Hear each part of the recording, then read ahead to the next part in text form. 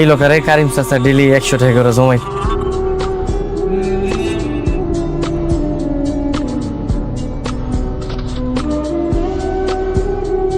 শালা পুরা দুনিয়ারে বোকা বানাইতে পারলেও তুই আমারে বোকা বানাইতে পারবি না।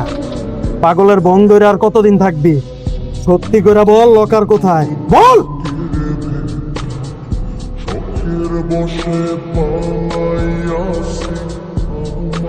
এটা আপনি কি করলেন? স্যার কি হয়েছে আপনার? আপনি চুপ করে আছেন কেন স্যার? কথা বলেন, কি হয়েছে স্যার? এই অ্যাম্বুলেন্স হেলিকপ্টার যে আছে তাড়াতাড়ি আনার ব্যবস্থা করো স্যার। ম্যাডাম শেজাদ স্যারকে তো ওরা গুলি করছে ম্যাডাম। আমি হাসপাতালের দিকে নিয়ে যাইতেছি, আপনি তাড়াতাড়ি। কি ব্যাপার মনির চাচা, আপনি এখানে কিছু বলবেন? নমস্তে।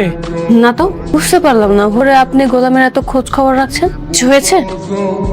হ্যালো ফাতেমা ম্যাডাম, ওরা তো স্যারের গুলি করছে ম্যাডাম। হোয়াট? তোমরা এখন কোথায় আছো? হাসপাতালের দিকে নিয়ে যাইতেছি, আপনি তাড়াতাড়ি হাসপাতালে চলে আসেন ম্যাডাম। ম্যাডাম আমার কিছু হয়েছে? আমি এতদিন জানি, এত ভয়ে ছিলাম, সেটাই হলো। গোলামকে কে যেন গুলি করেছে, এখন হসপিটালে নিয়ে যাচ্ছে। চোখটা খোলা রাখেন স্যার, মনটা রক্ত করেন, কিচ্ছু হবে না, আমি তো আছি স্যার। দাদা খুব শেষ হয়ে গেছে। কি হয়েছে? গোলামকে কারা জানি গুলি করছে।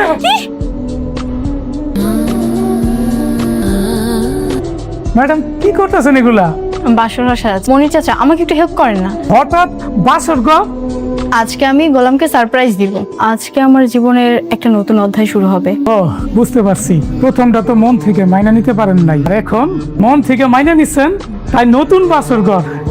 হ্যাঁ জানো মনির চাচা, ছোটবেলায় মা মরার পর থেকে একমাত্র বাবার ভালোবাসা পেয়েছি। মনে হতো বাবাই আমার একমাত্র ভালোবাসার মানুষ। এখন মনে হচ্ছে আমাকে আরো একটা মানুষ অনেক ভালোবাসে, আর সেটা হচ্ছে গোলাম।